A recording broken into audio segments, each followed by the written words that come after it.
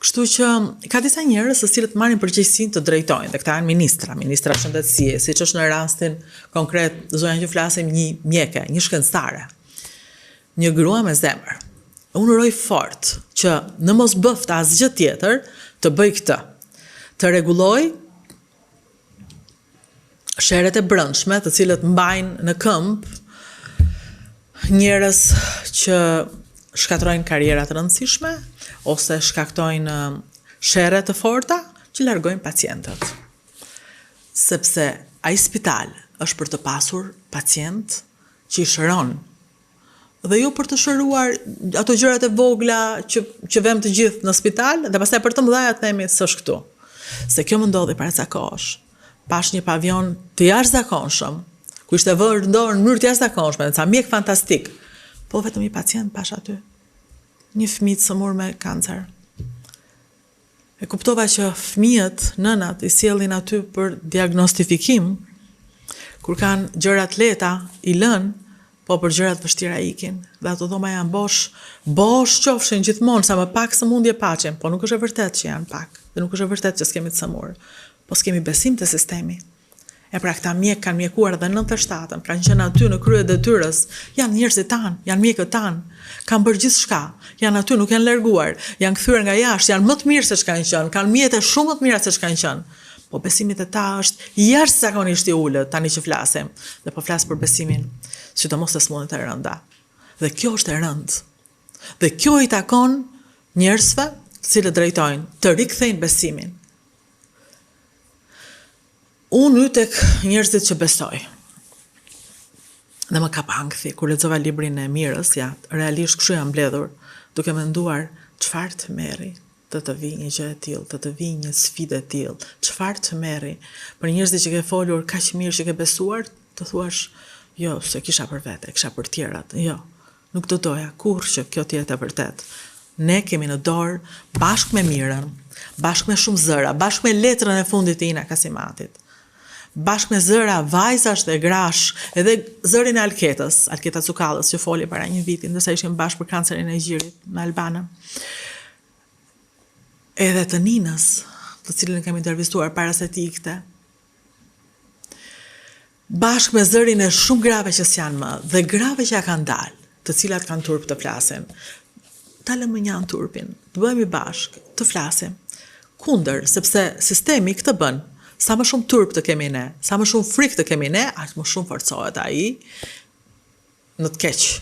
Dhe aq më shumë ai forcohet në të mirë dhe bëhet sistemi që na mbron kur ne flasim. Dhe prandaj është e rëndësishëm le të mos e quajmë ky libër që akuzon, po ky libër që tregon paqt, qartë edhe qetë historinë e një vajze me kancer, e cila luftoi dhe bëri të pamundurën për jetën e saj. U bë me jetën, u bë me mjekun, dhe ja doli. Çdo të thotë ja dalësh. Do të thotë që të bësh analizat dhe ato të thonë që ti je cancer free. Do të thotë që të mos flesh me ankthin që ai do kthehet. Ne nuk e dim asnjëherë çfarë ndodh në jetë. Por besimi i fortë është që ai nuk do kthehet, ai nuk do vi. Që dhe kur të ndodhi dhe nëse ndodh, unë do jem aty për ta luftuar, sepse unë jam në jetë, për hir të jetës, sepse unë e dua jetën. Dhe që ta duash jetën, nuk bëhet vetëm me poza Instagrami, me kordele roz. Bëhet me fuqi të madhe, bëhet me tregime me zemër në dorë, si ky një ditë tjetër, që ja u sugjeroj vajzave dhe grave, jo thjesht atyre që janë në betejë me kancerin, por edhe atyre që janë në një betejë për jetën, sepse marrin fuqi nga një vajzë që ka folur realisht kështu siç i thash. Lakuriq në një sallë operacioni, me sy mbyllur, duke treguar gjithë të vërtetën e saj. Ndërkohë që flasim, autorët kanë një gjë të bukur vjeshta, kanë nxjerr autore femra, gra. Disa autore janë më të lexuarat tek libraritë më të rëndësishme të qytetit, janë gra, më të shiturat janë vajza gra, janë është Ledia, është Lea, është Mira, dhe disa të tjera, po më shumë. Unë nuk e di kush është e para, po unë uroj që t'jetë Mira e para. Unë uroj që më shumë njerëz të blejnë mirën, me gjithë dashurinë e madhe dhe dëshirën, sepse unë kam lexuar Ledian, Lejan ende do ta lexoj, po Ledia është pa kaq mendjen, ja u kam thënë me keq kuptimin. Lejan do ta lexoj tani, kam lexuar Frin të parin, nuk e vë ndyshim që është një libër i mirë përsëri dhe mezi po pres ta lexoj.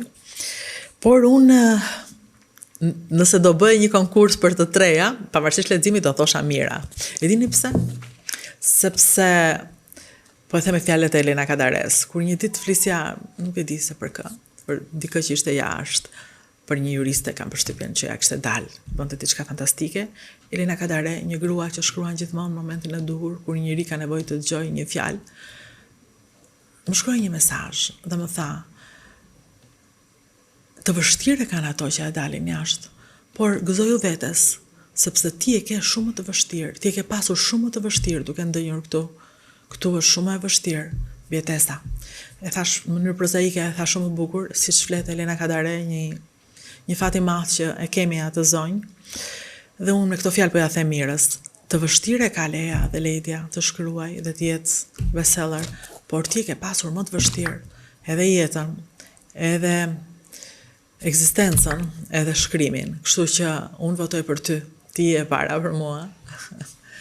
Votoj për vajzat që kanë bjetuar duke qëndruar këtu, për vajzat gëzetare, me sakrificën e madhe edhe të mungesës familjes, të fëmijës, edhe të përplasjes me komente të tmerrshme, shtazarake, të llahtarshme, të njerëzve të çmendur të këtij vendi që sa vinë shtohen, po s'kemi çfarë u bëjmë, të cilët kujtojnë që kur ti je aty përballë, je që të pështyn. Jo. Ti aty përballë nuk del që të pështyn se ti i mirëpret të gjitha. Ti aty përballë që të ndash pak nga jeta jote, e cila mund të mos jetë më e mirë, po është jeta e njeriu më të guximshëm. E këtë me ç'duket njerëzit nuk ta falin, guximin. Kështu që mos e paragjykoni njeriu që del përballë të flet. Duajini mos e duajini, por mos e bëni tabelqitje, sepse shkaktoni drama të mëdha, të cilat nuk kanë çmim. Këto janë dramat e vajzave që kanë vendosur të dalin përballë. Dhe përsëri po them, nuk janë vajzat e Instagramit. Unë nuk e njoh atë realitet. Flas për vajzat që pyesin, që bëjnë intervista, që guxojnë, për vajzat të cilat janë mjekët zonjat, për vajzat të cilat janë drejtoresha, se sa dëgjojmë çfarë dëgjojmë për ato, përfitro çfarë i bëhet jetës tyre. Jetës si gruaja në karrierë, ministre, tabelqitje, tmerre, politikane. Prandaj them, ato që qëndrojnë këtu janë tyre që shkapelen. Aq të vështirë kanë.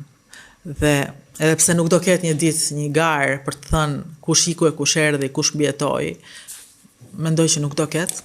Përsëri thellë brenda vetes, secili e di fort mirë çfarë sakrifice është të mbijetosh si vajzë në një vend maskilist si Shqipëria, edhe në një vend me pak kënaqësira si Shqipëria, ku njeriu kërkon që fajin t'ia hedhë gjithmonë tjetrit. Prandaj ju e shkapelen vajzave që jo vetëm qëndrojnë, por edhe tregojnë. Ushtofshin vajzat edhe gratë që mbjetojnë kancerit të gjirit. I mbjetojnë kancerit, i mbjetojnë kancerit të shoqërisë, i mbjetojnë kancerit të sistemit që do kohë të shërohet, i mbjetojnë pamundësive që t'jep një vend i vogël si Shqipëria, ku shumë kush mendojnë që nuk bëhet, nuk zgjidhet e aty ikim. Unë në të gjitha mënyrat e mia do doja të thosha e atërim, edhe pse unë e di vrerin që më pret kur them ktheu eja qëndro. Unë besoj fort te njerëzit që qëndrojnë, unë besoj fort te njerëzit që mbjetojnë, unë besoj fort te njerëzit që ja dalin, unë besoj fort te njerëzit që e duan këtë vend pa kushte. Regjistrohu tek Dritare Televizion dhe Rudina Xhunga, folëm sot për një libër i cili më la një mbres rënjose dhe gëzohem për çdo njeri që shkruan për këtë libër. Jam e gëzuar vërtet që ka shumë gazetare që po e bëjnë.